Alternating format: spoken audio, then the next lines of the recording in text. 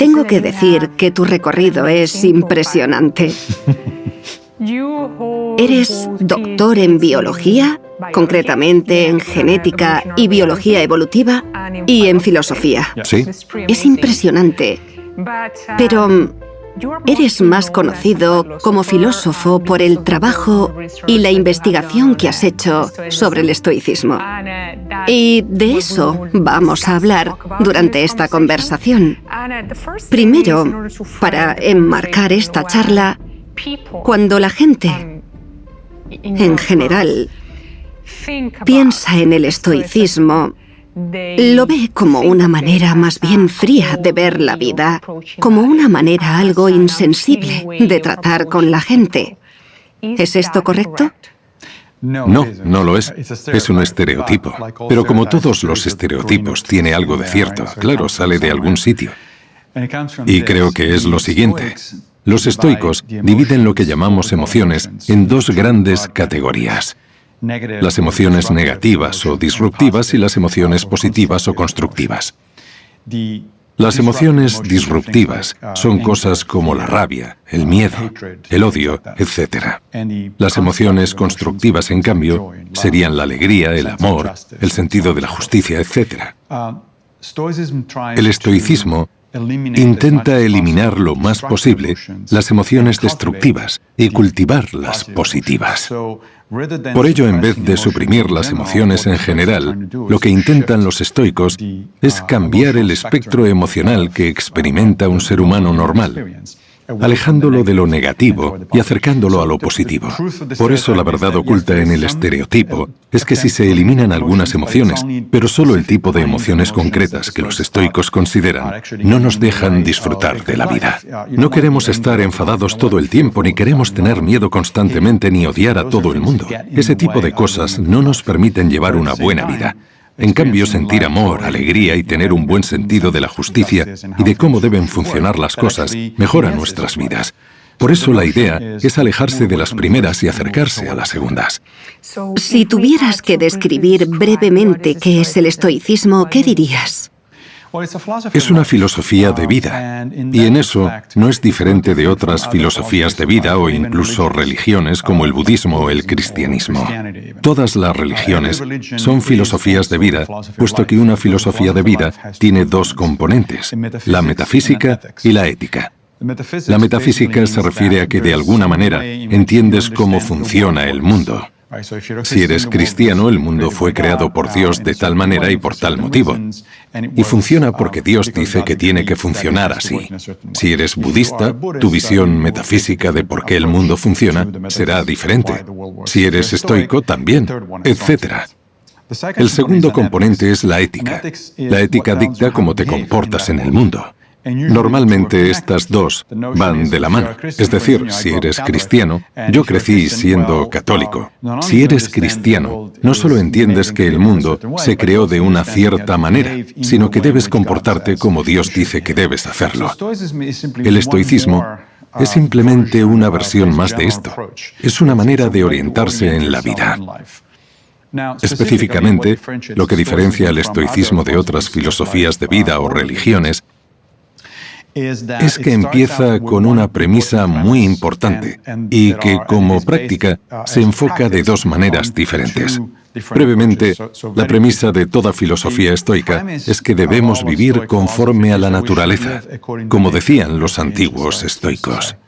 Al oír esa frase, la gente empieza a pensar que tienen que ir desnudos por el bosque o abrazar árboles y cosas así. No es eso. No tiene nada de malo hacerlo si es lo que te gusta, pero no es eso.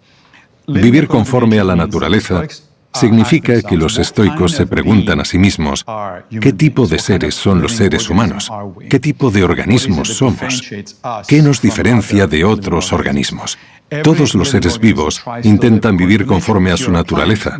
Si eres una planta, intentas que te dé el sol, porque es tu naturaleza como planta. Si eres un león, te comportas de cierta manera, porque es la naturaleza de un león.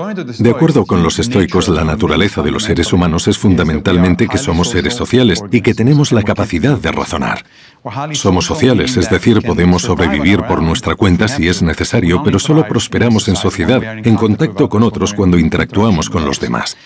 y razonamos, pero eso no significa que siempre lo hagamos bien. De hecho, se podría decir que no suele ser así. Pero somos capaces de hacerlo. Somos capaces de razonar a niveles mucho más elevados que ninguna otra especie en la Tierra. Por eso, basándonos en estas dos premisas, que somos sociales y capaces de razonar, los estoicos concluyeron que una buena vida humana, una vida humana que vale la pena, es aquella en la que aplicamos la razón para mejorar la sociedad, para mejorar la vida en comunidad. Esa es la noción fundamental del estoicismo.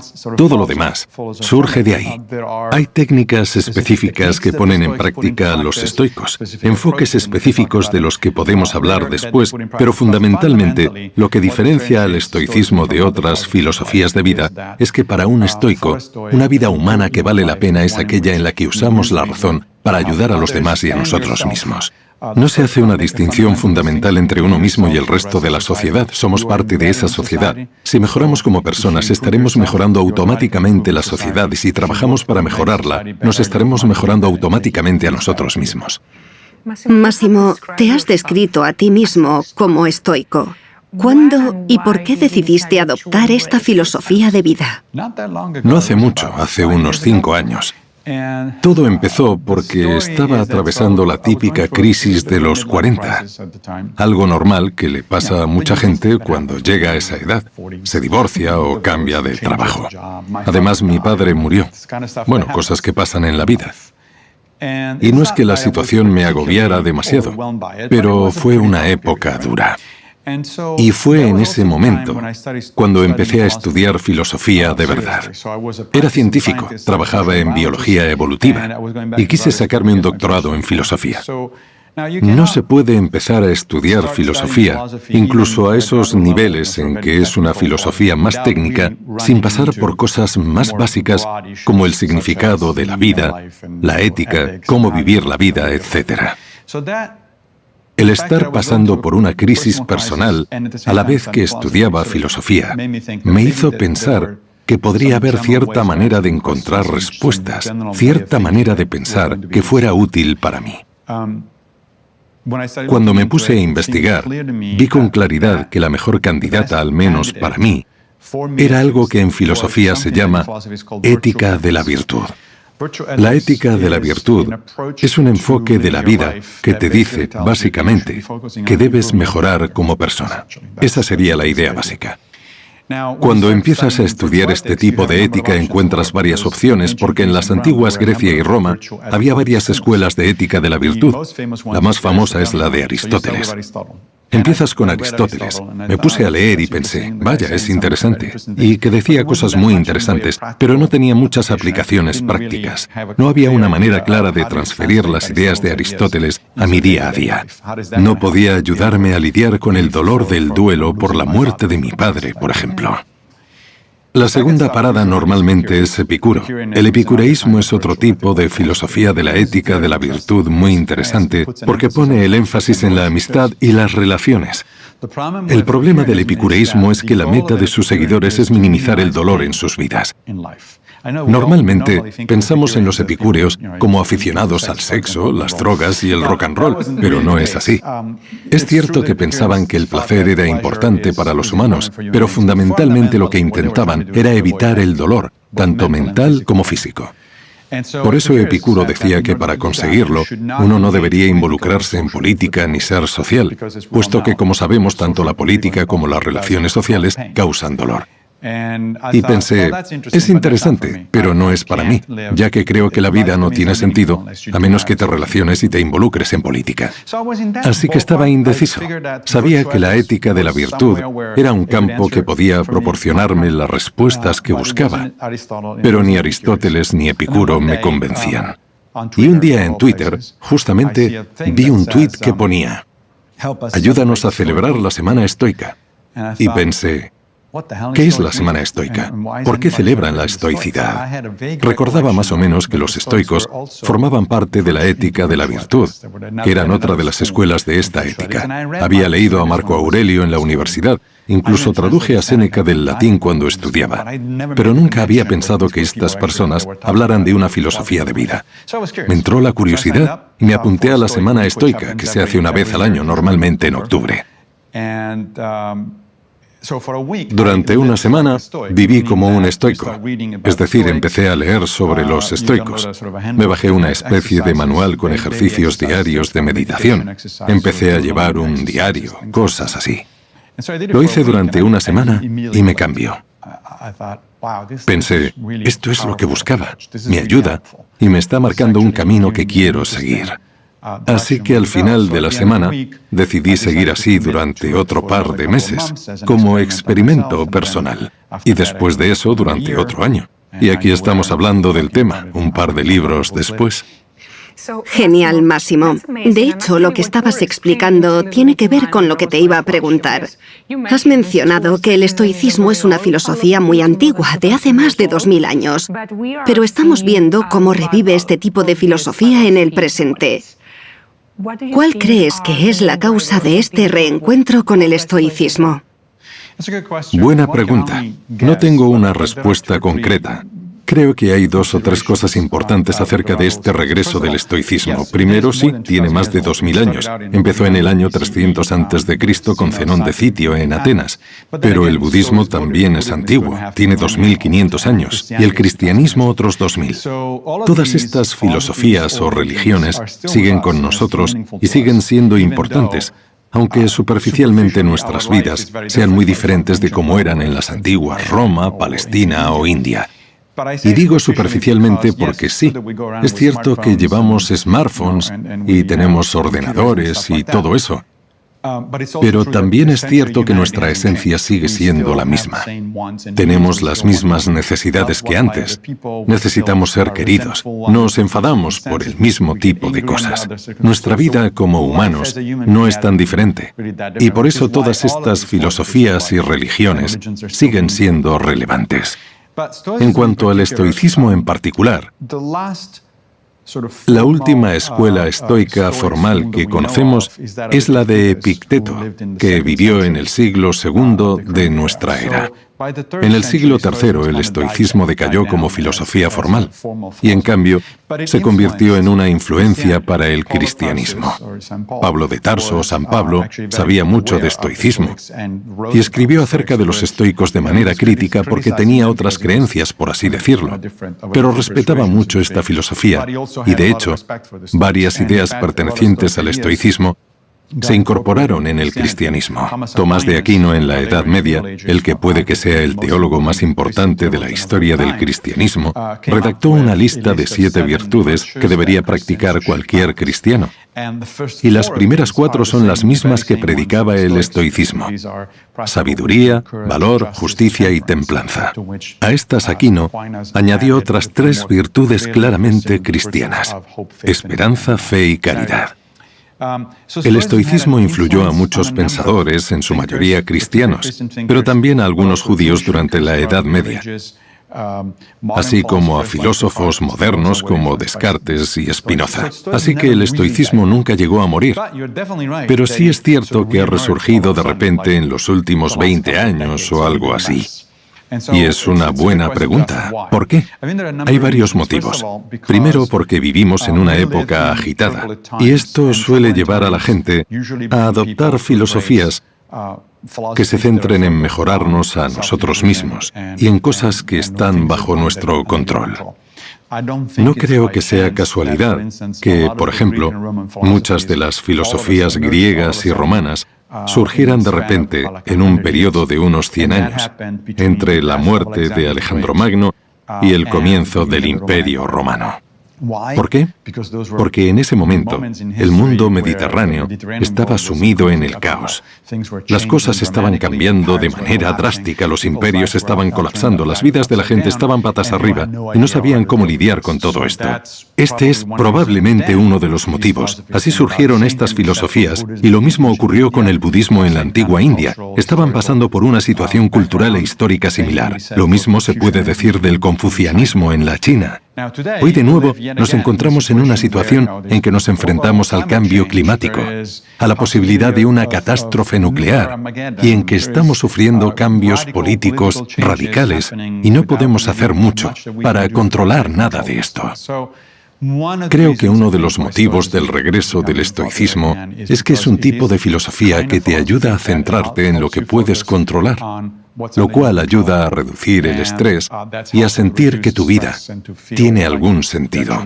Ese es uno de los motivos. Otro es que ciertas corrientes de psicoterapia modernas que evolucionaron durante el comienzo del siglo XX, y especialmente en los años 50 y 60, se inspiraron en el estoicismo. La más obvia es la terapia cognitivo-conductual, que es un tipo de psicoterapia muy importante hoy en día. Es una práctica basada en evidencias, es decir, hay pruebas empíricas de que funciona. La terapia cognitivo-conductual surgió a finales de los 50 o principios de los 60. Dos de sus fundadores se inspiraron de manera directa en los estoicos. Leyeron a Epicteto, Marco Aurelio y Séneca y pensaron, vaya, esta gente tenía ideas muy interesantes que se pueden sistematizar y se pueden aplicar empíricamente para mejorar las vidas de la gente.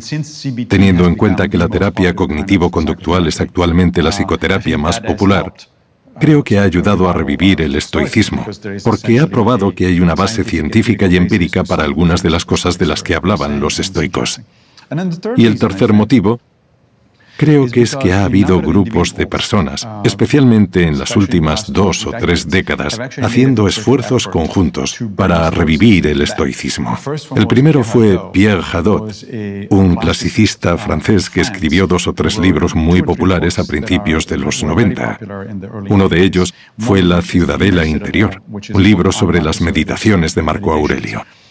Hadot mantenía que no lo hacía porque estuviera interesado en la filosofía antigua per se, sino porque estaba interesado en la filosofía como una manera de vivir, en volver a la idea que tenían los antiguos griegos y romanos, de que la filosofía no es un ejercicio académico, o al menos no es solo eso, sino algo que se vive día a día. Hadot influenció a su vez a más personas. Y hace unos años, un grupo de psicoterapeutas, seguidores de la terapia cognitivo-conductual, filósofos, eruditos del mundo clásico y otras personas, comenzaron con la Semana Estoica que he mencionado antes, así como con la conferencia anual Stoicon, que ya lleva 5 o 6 años en activo. Y se popularizó enseguida. Empezó a acudir la prensa y el estoicismo apareció por todas partes. En el New York Times, el Washington Post, periódicos y revistas internacionales, porque a la gente le gusta. Por ponerte un ejemplo, hay una página de Facebook muy grande dedicada al estoicismo. Hay varias, pero una destaca. Hace un par de años ya tenía muchos seguidores, unas 30.000 personas.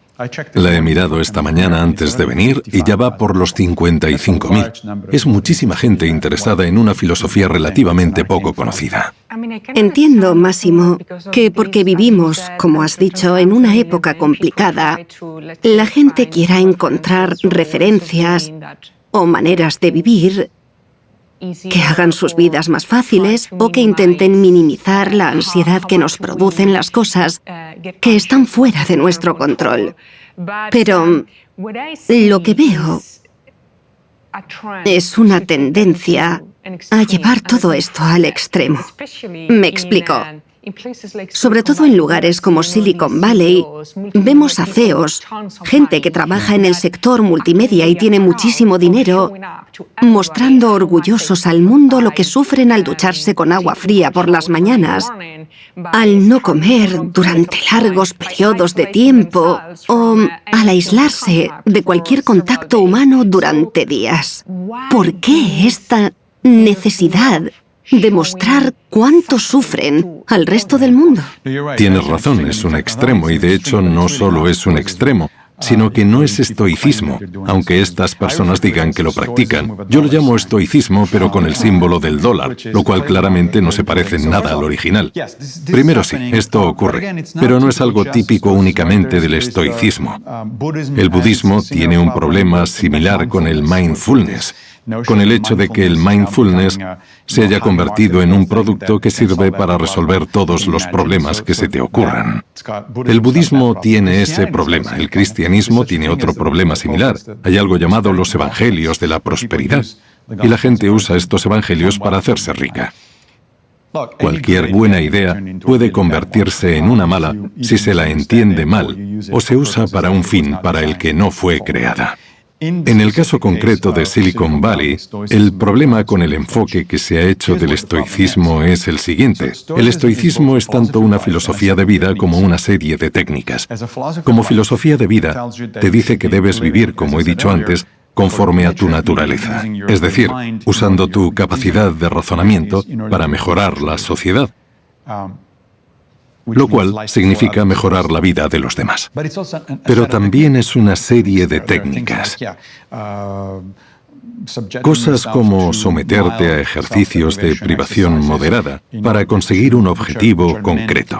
Por ejemplo, el ayuno o las duchas frías. Y todo esto pretende ejercitar nuestra gratitud. Están ahí para recordarnos que deberíamos agradecer el hecho de que tenemos agua caliente siempre que queramos, de que tenemos comida disponible a nuestro antojo, etc.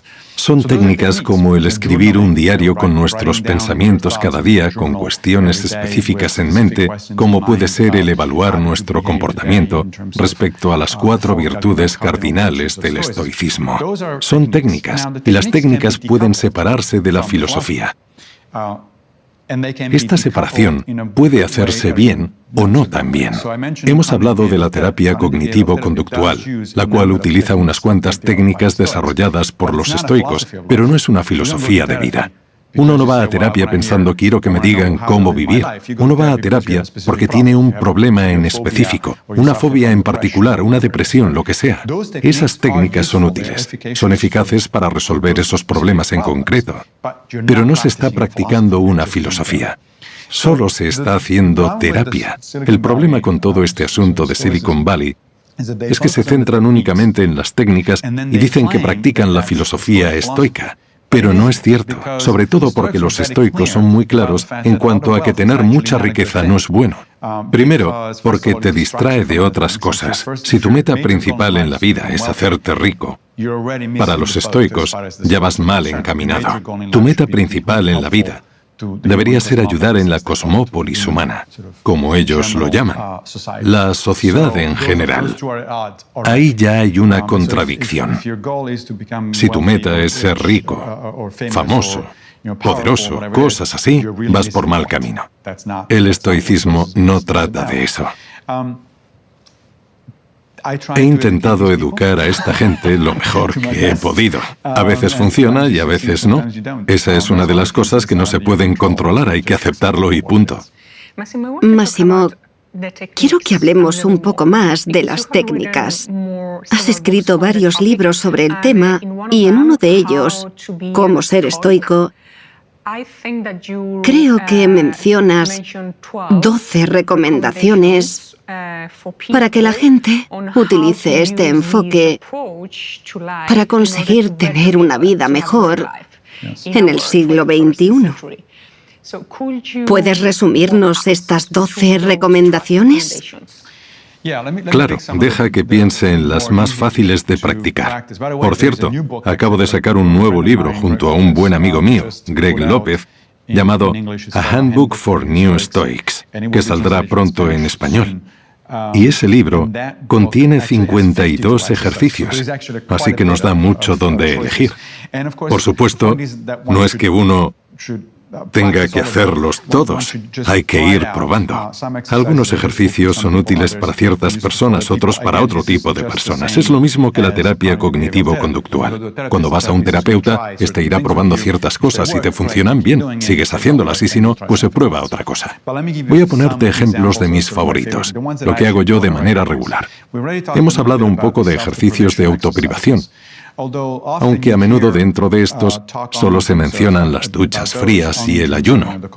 Y sí, esos están bien, pero hay otras maneras más interesantes de ejercitar estas privaciones. La privación es mucho más útil si se hace en cosas con las que tenemos un problema en el que queremos trabajar.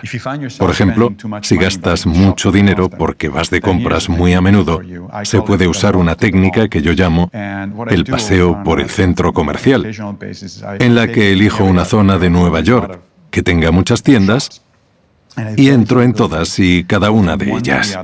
Miro todo lo que tienen en cada una y no compro nada. Al final del ejercicio acabas dándote cuenta de algo de lo que por lo visto Sócrates también se dio cuenta en su momento haciendo algo similar, y es que no sabías que había tantas cosas que no necesitabas. Este ejercicio es útil porque viviendo en una sociedad consumista, estamos bajo una presión constante de otra gente y de la publicidad para comprar cosas, y pensamos que comprar cosas nos hará felices. Algunas cosas son útiles. Tengo un smartphone porque me resulta útil. No se puede vivir en una sociedad tecnológica, o más bien es muy difícil vivir en una sociedad así, sin un móvil moderno. ¿Pero necesito la última versión? No. ¿Necesito reemplazar mi móvil cada vez que sale un modelo nuevo? No, porque el mío funciona bien. Es viejo, pero funciona. El ejercicio te recuerda que no es necesario ceder ante la presión, que la decisión de comprar está en tu mano y que deberías tener un motivo para comprar o hacer ciertas cosas. Esta es una de las actividades. Otra, que supongo que no parece demasiado divertida, pero es muy útil, es una que tiene muchos nombres, pero Memento Mori, del latín, es el que más la representa. Recuerda que morirás. Si hay algo de lo que nadie quiere hablar, sobre todo en los Estados Unidos en el siglo XXI y probablemente muchos otros países occidentales, es la muerte. Intentamos mantenernos lo más alejados posible de ella. En otras sociedades no es así. Se deja a los niños ver a gente morir o incluso cadáveres en descomposición para que entiendan que la muerte es algo natural e inevitable. Pero nosotros intentamos alejarla, nos obsesionamos con mantenernos jóvenes y sanos, lo cual está muy bien, pero es una batalla perdida, porque vamos a acabar siendo viejos y finalmente muriendo. Por eso la cuestión no es si vamos a morir, sino cómo vamos a llegar hasta ese momento. La cuestión es si estamos preparados para ese momento. Una de las maneras en que los estoicos se preparan para esto es recordando su propia mortalidad. Y hay varias maneras de hacerlo. Una de mis favoritas es ir a un cementerio muy bonito que hay en el sur de Manhattan, rodeado de rascacielos y de tráfico donde hay mucho ruido y gente por todas partes. Pero el cementerio, aunque está en medio de todo eso, es un lugar tranquilo, como suelen ser todos los cementerios. Lo que hago es dar un paseo entre las tumbas, leer los nombres y fechas en ellas y recordar que todos, yo incluido, por supuesto, vamos a acabar así. Y dirás, ¿por qué hace eso? ¿No es deprimente? Yo no creo que lo sea. De hecho, creo que me da energía. Salgo de allí pensando, vale, mi tiempo en este mundo es limitado. ¿Qué quiero hacer con él? ¿Cómo quiero pasar mi vida? ¿Qué cosas me importan? ¿Cómo hago para no desperdiciar el tiempo que tengo?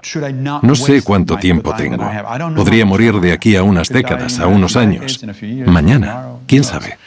Entonces la pregunta es, ¿qué quieres hacer mientras tanto? ¿Cómo quieres pasar tu vida? ¿Cómo puedes llegar a tu lecho de muerte para que al mirar atrás pienses, ¿lo he hecho bien? Creo que es un ejercicio muy útil. Posiblemente el ejercicio más útil que hago de manera asidua es llevar un diario. Los diarios tienen mucha historia detrás. Las meditaciones de Marco Aurelio son sus diarios, así usaba él esta técnica que es incluso más antigua. Pero es muy útil si se hace de cierta manera. Llevar un diario no es solo escribir lo que nos pasa cada día.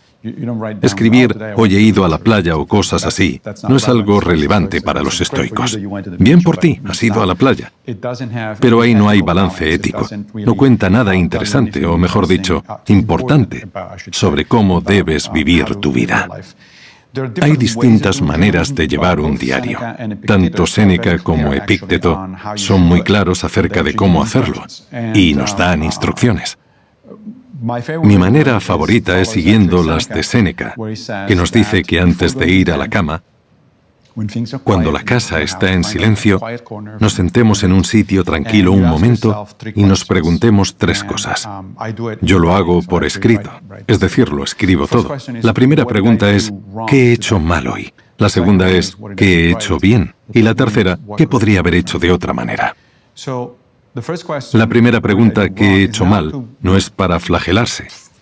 darse latigazos en la espalda y decir, qué mal lo he hecho, sino para aprender de tus experiencias.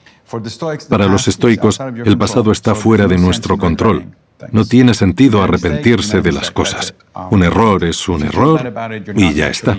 Sentirse mal no cambia nada. No vamos a deshacer el error. Lo único que podemos hacer es aprender de ello, reflexionar y decir, vale, hoy he hecho esto. Aquí es donde me he equivocado. ¿Por qué es útil esto? Porque en nuestras vidas hay menos variedad de la que creemos. Tendemos a vivir las mismas situaciones una y otra vez, por lo que tendemos a cometer los mismos errores una y otra vez. Si prestamos atención a cuáles son esos errores, entonces es posible o más probable que la próxima vez actuemos de manera diferente. La segunda pregunta es, ¿qué he hecho bien? Hay dos motivos para preguntarse esto. El primero es darnos una palmadita en la espalda. Muy bien hecho. A todos nos viene bien el refuerzo positivo. Pero el segundo motivo es que así tendremos dos posiciones que contrastan entre sí.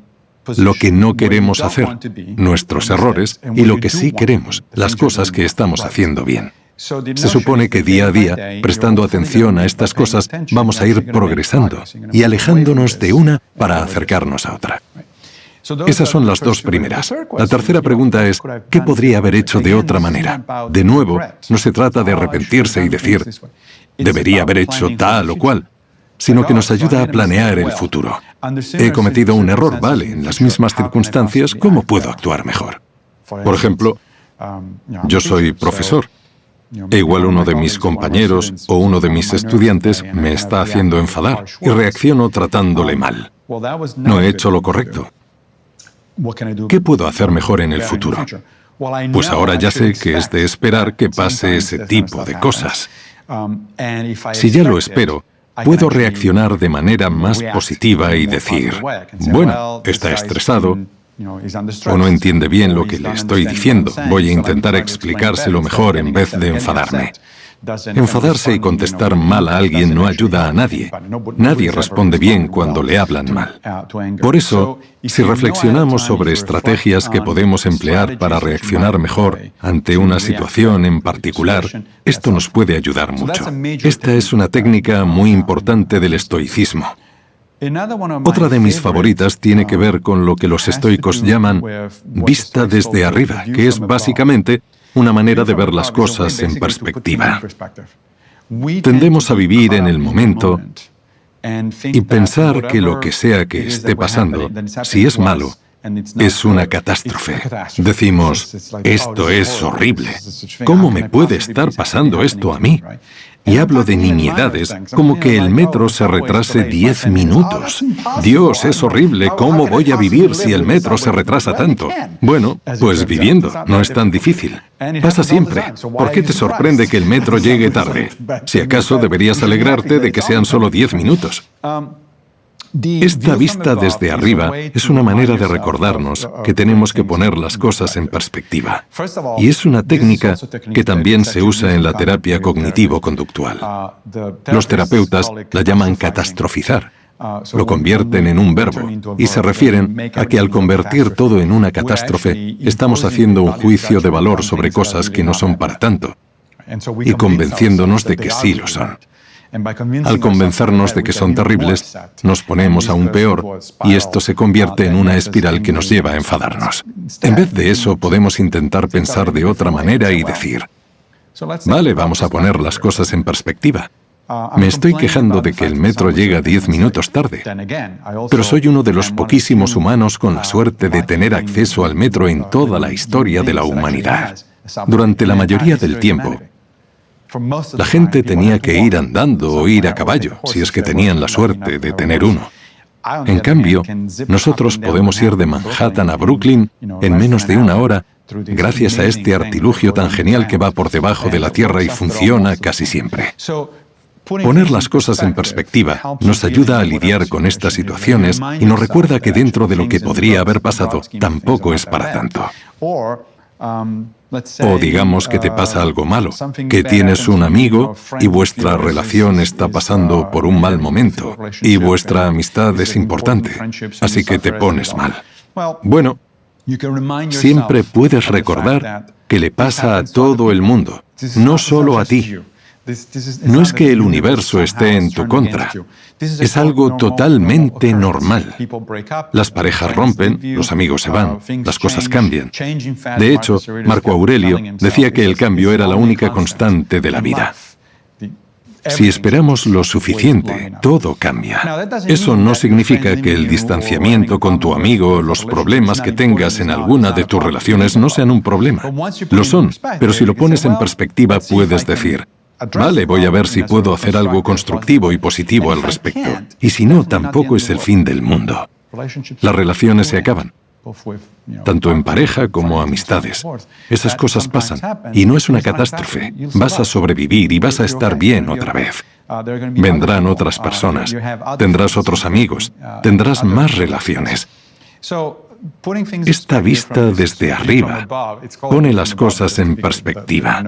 Se llama así porque tienes que verte desde arriba, desde la distancia, para poder ver las cosas de una manera más normal y razonable, a la par que amplia. Máximo, una de las cosas que más me sorprendió del estoicismo, creo que la has dicho tú, corrígeme si me equivoco, es que nadie hace algo malo a propósito. Ya. Que el mal proviene de la ignorancia. Me gustaría que me contaras más sobre esto. Sí, y cada vez que lo digo se enfada alguien. Lo primero que dicen es, entonces Hitler no era malo, porque evidentemente el ejemplo típico del mal es Hitler. Bueno, lo que los estoicos quisieron decir es lo siguiente. La frase es de Sócrates. Solo hay un mal, la ignorancia. Sin embargo, si observamos la palabra griega utilizada por Platón para transcribir las palabras de Sócrates, la palabra es amatia, que no se traduce exactamente como ignorancia, sino que literalmente significa no sabiduría, falta de sabiduría. La gente hace cosas malas por falta de sabiduría, no por ignorancia en el sentido de que no saben lo que están haciendo. No es que sean ignorantes por no ser universitarios o algo así. Es por falta de sabiduría sobre qué es lo correcto. La sabiduría, después de todo, al menos una de sus definiciones, es el conocimiento de lo que es correcto y lo que no. Incluso tras explicarlo, mucha gente sigue enfadándose y sigue diciéndome que si estoy diciendo que Hitler era poco sabio, que era malo y punto. Pensémoslo así. La mayoría de la gente diría que casi todos los que hacen cosas malas no se dan cuenta de que están mal. El típico villano que se despierta por la mañana, va al espejo y se pregunta, ¿qué cosas malas puedo hacer hoy? Eso es Disney, eso pasa en los dibujos, nadie hace eso, seguramente ni Hitler. De hecho, sabemos mucho sobre Hitler, porque escribía lo que pensaba y tenemos muchos documentos, cartas y testimonios de otras personas. Él pensaba que tenía razón, que Alemania había sido despreciada tras la Primera Guerra Mundial. Y es cierto. De hecho, todos los historiadores lo reconocen. Pensaba que los mayores culpables eran los judíos, y ahí no tenía razón, pero pensaba que tenía motivos para hacer ciertas cosas. Creía que estaba haciendo un bien a la población alemana al intentar resolver esos problemas de cierta manera. Vale, ¿esto era un error? Sí, desde luego, no cabe ninguna duda. ¿Deberían haberle relevado de su puesto? Desde luego. ¿Deberían haberle quitado el cargo lo antes posible? ¿Deberíamos haber luchado en la Segunda Guerra Mundial contra los nazis? Totalmente, no cabe duda. Pero incluso hablando de este nivel de maldad, si solo decimos, son malos y ya está, nos estamos negando a entenderles. Y si no entendemos por qué la gente hace el mal, no vamos a entender la próxima vez que pase y vamos a cometer los mismos errores una y otra vez. Cuando ocurrió el ataque del 11 de septiembre, el presidente Bush dijo que nos odiaban porque somos libres. No. No es así. Hay muchos motivos por los que ocurrió el 11S relacionados con las políticas americanas en Oriente Medio de las últimas décadas, con la presencia de tropas americanas en Arabia Saudí, en un terreno sagrado para los musulmanes, etc. Hay muchos motivos. Eso sí, pero estos no lo justifican. Uno puede tener malos motivos para hacer ciertas cosas o tener buenos motivos y aún así hacer algo malo. El desprecio a Alemania al acabar la Primera Guerra Mundial era un buen motivo. No querer tropas americanas en tu país era un buen motivo, pero eso no significa que la respuesta correcta a esos problemas fuera el genocidio o un atentado terrorista. Pero si seguimos poniendo la etiqueta de malo, lo que hacemos es deshumanizar a esas personas y, por tanto, negarnos a intentar comprenderlas. Si no entendemos a los demás, vamos a darnos de bruces una y otra vez con los mismos problemas porque no los entendemos. ¿Por qué lo hacen? Porque son malos. Eso no es una respuesta, es una etiqueta que le ponemos a las cosas. Y lo mismo para cualquier otra etiqueta de las que solemos usar. Si alguien dice algo cuestionable respecto a temas de etnias o género, e inmediatamente le ponemos la etiqueta de racista, vale, puede ser, pero así no entendemos nada. No sabemos cómo lidiar con esa persona, ni por qué esa persona piensa así, ni cómo podemos intentar corregirla. Los estoicos lo enfocaban de otra manera. Marco Aurelio dijo, solo tenemos dos opciones respecto a la gente malvada, enseñarles o soportarles. La primera opción es enseñarles. Hay que intentar explicar las cosas a la gente. Intentar que vean que lo que están haciendo no es lo correcto. Si no se puede, porque a veces las personas no escuchan o no quieren aprender, tendrás que soportarles. Si su comportamiento es violento y destructivo, se les aparta de la sociedad. Los estoicos no tenían ningún problema en utilizar la violencia si era necesario, pero era siempre la última opción. Y los estoicos no son los únicos que lo enfocan de esta manera. Los cristianos a menudo dicen odia al pecado, no al pecador, y la idea es la misma. No se persigue a la persona. Y si es necesario, se le impide volver a hacer cosas malas. Pero no vas detrás de él diciendo, es malo, una mala persona. No, dices, se ha equivocado, no sabía hacerlo mejor. Voy a impedir que haga lo que fuera a hacer, pero voy a intentar recuperarle como persona, en vez de encerrarle y tirar la llave. Massimo, hay un par de cosas que creo que se han convertido en cosas características de la sociedad en que vivimos en el siglo XXI, esta sociedad tan tecnológica. Me gustaría saber qué dice el estoicismo sobre esto y cómo lidiar con ellas, porque no creo que vayan a desaparecer. La primera es un fenómeno que fue considerado un mal necesario durante muchos años y que ahora se considera algo guay, sobre todo en Estados Unidos, la cultura americana y en la Europa occidental. Hablo del estrés, del concepto de estar estresado, del concepto de estar siempre ocupados.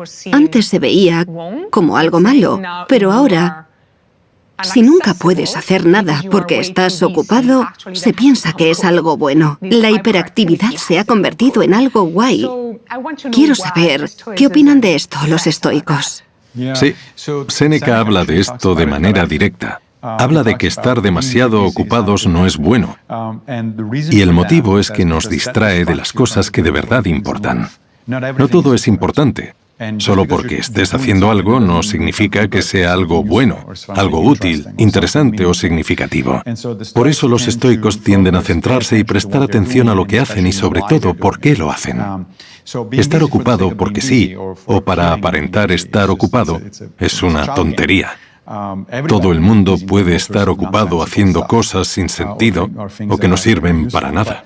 Preguntémonos lo siguiente. Si hoy fuera mi último día, ¿querría estar haciendo esto? Este es uno de los ejercicios que proponemos mi amigo Greg y yo en el nuevo libro.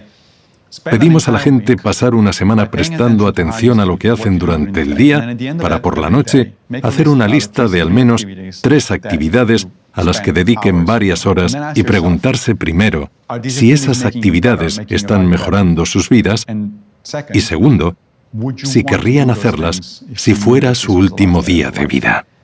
Es un ejercicio interesante. No es necesario tomárselo literalmente. No está diseñado para que nos pongamos a pensar muy seriamente en nuestro último día, sino que es un experimento. Por ejemplo, si hoy he pasado mucho rato en redes sociales, ¿querría pasar así mi último día en este mundo? Seguramente no. La mayoría de gente diría que no. Bueno, pues si la respuesta es que seguramente no, podemos quitarle tiempo a eso. Es una señal de que es una actividad a la que no queremos dedicar tantas horas. Estar ocupado simplemente por estarlo, estresarnos por mandar un mensaje a los demás de que valemos para algo, de que nuestro tiempo es valioso, no tiene sentido. Primero que nada, los estoicos dirían que lo único que está bajo nuestro control son nuestras opiniones, juicios y decisiones, y no las de los demás. Así que las opiniones de otros pueden ser interesantes si aprendemos de ellas, pero no son más que eso, sus opiniones. No las controlamos. Y si nos pasamos la vida intentando que opinen bien de nosotros, hacernos famosos, etc., estamos desperdiciando muchísimo tiempo. Porque la fama es muy voluble. Puede que hoy seas famoso y hablen bien de ti, y que mañana todo el mundo se ponga en tu contra, dependiendo de cómo cambien las cosas, cómo cambie la cultura, cómo cambie la gente. Es una pérdida de tiempo. Deberíamos centrarnos en lo que de verdad nos importa y preguntarnos, ¿por qué me importa esto? ¿Qué estoy haciendo y por qué? Tengo que preguntarte una cosa, Massimo, porque casi que has introducido esta segunda característica de nuestra sociedad. Y es que ahora todo el mundo quiere ser famoso. Todo el mundo quiere ser un modelo a seguir para los demás. Y hay una herramienta nueva, una herramienta moderna que utilizamos todos, que son las redes sociales. Se han convertido también en una fuente de estímulos constantes que no siempre son buenos. Querría saber tu opinión y qué dice el estoicismo sobre esto. Sí, eso es. Las redes sociales son herramientas y como cualquier herramienta se pueden usar bien o mal. Si tienes un martillo y lo usas para clavar cosas en la pared, es un buen uso del martillo. Pero si lo usas para ir pegándole a la gente con él, pues ya no lo estás usando bien. Lo mismo pasa con las redes sociales. Yo, por ejemplo, las uso bastante, pero principalmente por dos motivos. Uno es mantenerme en contacto con mi familia en el extranjero, porque la mayoría de mi familia vive en Italia y yo vivo en Nueva York, así que es difícil mantenernos al día. Me gusta poder ver fotos o vídeos de mis sobrinos, por ejemplo, y cosas así. Pero tengo presente que ese es mi tiempo en familia y por lo tanto debe ser limitado. Lo hago solo unos minutos al día y ni siquiera todos los días porque no hace falta más. Si lo hiciera de manera regular, se convertiría en una pérdida de tiempo porque tampoco me hace falta ver tantísimos vídeos y fotos de mis sobrinos. Y nunca me pongo a ver fotos de gatos. No creo que sea un buen uso de mi tiempo. Tengo claro cómo es un gato. El motivo principal por el que uso redes sociales es para trabajar. Utilizo las redes sociales, por un lado, para promocionar mis trabajos, tanto libros como artículos, podcasts, vídeos, lo que sea. Las redes sociales son un buen sitio para decir a la gente, oye, si te interesa, puedes ver esto. También las uso para seguir a personas a las que considero interesantes, porque publican cosas que quiero leer, quiero ver, etc. Pero sigue siendo algo relacionado con el trabajo y hay que poner unos límites. No lo hago durante horas y horas cada día, porque si lo hiciera, no pasaría ese tiempo leyendo esos libros o artículos, o viendo esos vídeos y podcasts. Si sigo en las redes sociales, acabo perdiendo el tiempo. Los estoicos dirían dos cosas. Primero, que una herramienta es eso y nada más, y cada uno tiene la opción de usarlas bien o mal. La herramienta no te va a decir cómo usarla. Los discursos de Epicteto empiezan con una frase muy interesante que dice: «Tienes dinero, ¿qué vas a hacer con él?». El dinero no te lo va a decir porque el dinero también es una herramienta. No acumulamos dinero por tenerlo acumulado y ya eso no tiene sentido. Queremos dinero porque queremos hacer cosas con él. Queremos comprar una casa, comprar un coche, hacer algo, ir de vacaciones, sea lo que sea. No queremos tener dinero por tenerlo. El dinero no nos va a decir cómo usarlo correctamente. Eso depende de nosotros. Y eso se aplica a cualquier herramienta que usemos en la vida, incluyendo las redes sociales. En cuanto a la fama, Marco Aurelio habla mucho de este tema. Recordemos que era emperador, por lo que era literalmente la persona más poderosa del Imperio Romano en ese momento. Y le preocupaba el hecho de que otras personas le adularan para acercarse a él y obtener algún tipo de beneficio.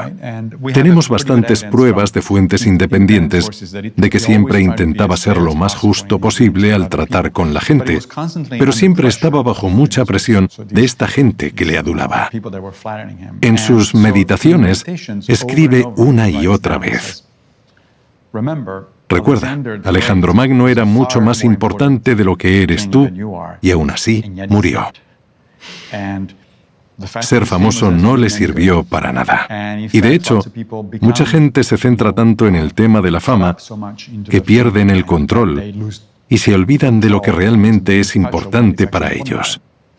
De nuevo preguntémonos esto: si llego a mi último día y miro hacia atrás, ¿de qué cosas puedo estar orgulloso?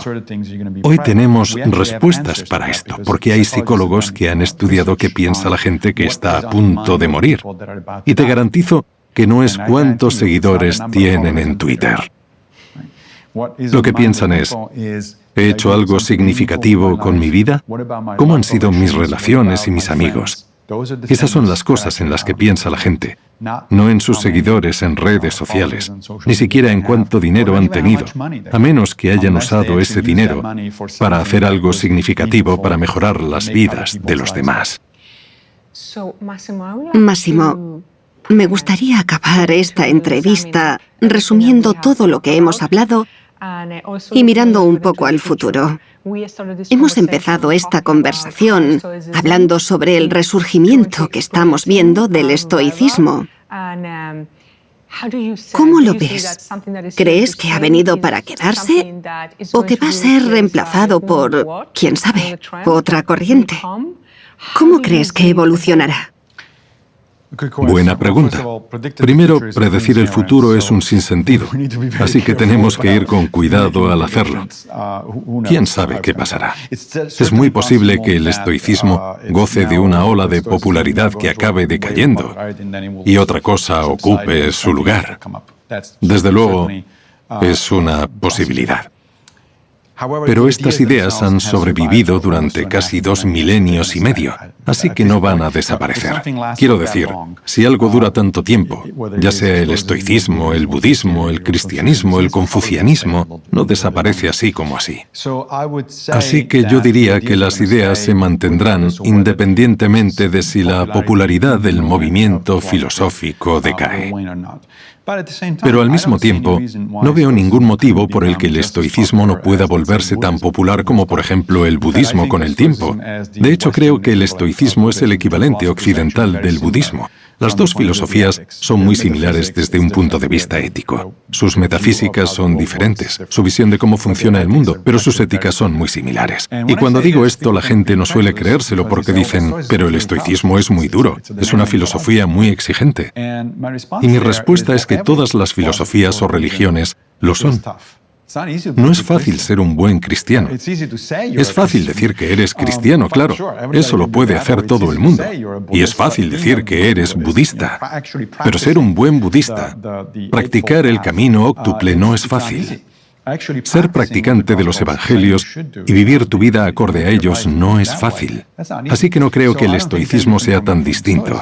Y ya hemos hablado de que alguna gente practica esta filosofía de una manera que probablemente Marco Aurelio no habría reconocido como estoicismo. Creo que tenemos motivos para pensar que ha venido para quedarse. Puede que su popularidad suba o baje, pero eso no importa.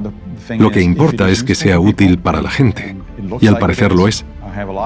Tengo muchos testimonios de personas que han leído mis libros o mis artículos y no paran de decirme que les han cambiado la vida para mejor, a veces de manera drástica y a veces en pequeñas cosas del día a día. Es una herramienta útil, es una manera muy útil de ver la vida.